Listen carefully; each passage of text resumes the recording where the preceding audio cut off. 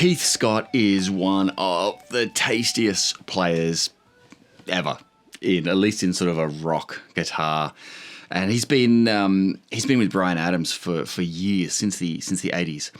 This song is, do I have to say the words? And the second solo, the last solo he does, I've wanted to learn it for years. It's one of those ones that's all around sort of tone and touch and restraint, and it's so, I think it's so melodic and so sort of singable. It's one of my favorites. So finally took the time to sit down and try and look at what he's doing. We're in the key of D, and the whole solo is over 2 chords. It is sort of the main theme that you've heard throughout the song. It's sort of a D major to a G major, but the chords themselves are sort of like a. So you've kind of got that little bit of a melody on top. So essentially it's a D, and it's a G, but it's got that 9 on top, the A on top there. Still, it's still inside the key of D and everything. Second time, it's kind of got that F sharp on there against the G. So I suppose a little bit of theory there. It's really just chord 1, chord 4, 2 major chords, D and G. So what's he playing on top of that? Well, you've got options. D major pentatonic is obviously your friend, and that is heavily what he uses. D major pentatonic shape-wise is the same as B minor. So you're thinking. And indeed, that's sort of where he sits. Now, again, shape-wise, it looks like B minor, but because of the chords, it's D major pentatonic. Don't worry too much about that. But that's broadly what he's doing. But what he does bring in, which is outside of that, he brings in a lot, is the G. Now, that G note is in the G chord, the second chord that we're playing there, which is the 4 chord in the key of D. And so that's part of, these chord tones. It just sounds so great. So let's break down just a couple of the licks there. That first one that he's got is right when you've come in on the, and on that G he'll come in with that G. So this is the first note he plays it outside that major pentatonic scale, but he's on a G chord, hits the G note, and via a bend, brings it down to the F sharp, which is the money note on the chord that you've just gone to, which is a D.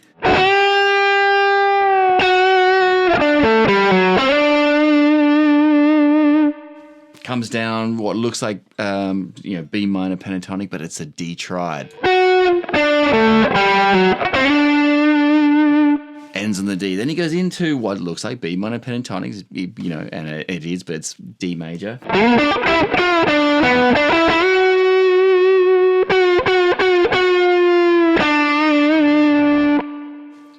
So those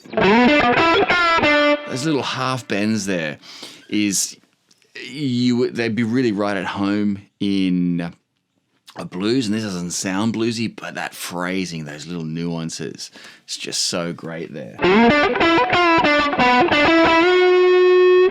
The first time he's just doing maybe a half bend, then he'll do a full bend.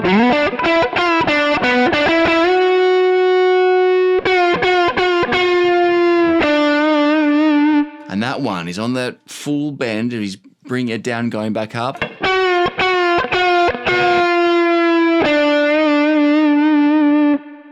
So nice. Next time he's going to go, he's crescendoing a little bit, so he's going to go up in terms of where the note. Coming from shape 5 minor pentatonic, or if you're thinking B minor pentatonic, up to shape 1. Now we're in the BB box.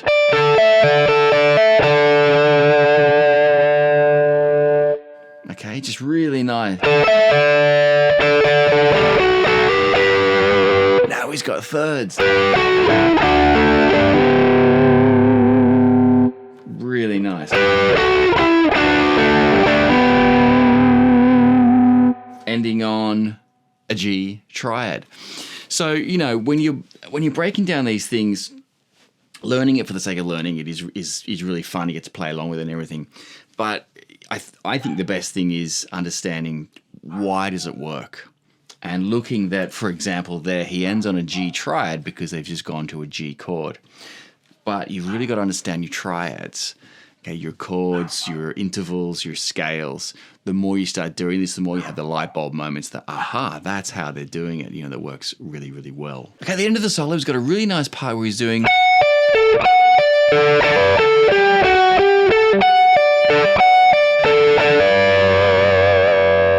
If you look at the chord shape, what does it look like? It is a D up the octave, right?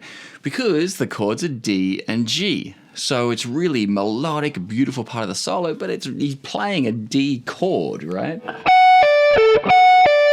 Now this part,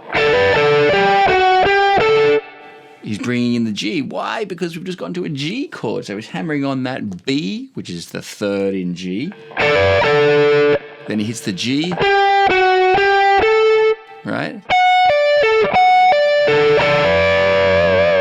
Again there, bringing in third and the fifth of the G chord. Right, again, so just looking at it a little bit, some of those beautiful notes that he does, the beautiful phrasing. It's only 2 chords but it's so entertaining. You're never bored. It's this constant stream of ideas. I wonder, if it was one take that he did, maybe take 2 or take 3, or did he stitch it together, or did he actually figure out something that he was, that something sort of composed? Either way, he's such a tasty player. Keith Scott on the Bryan Adams song. Do I have to say the words? Good luck. See you next time.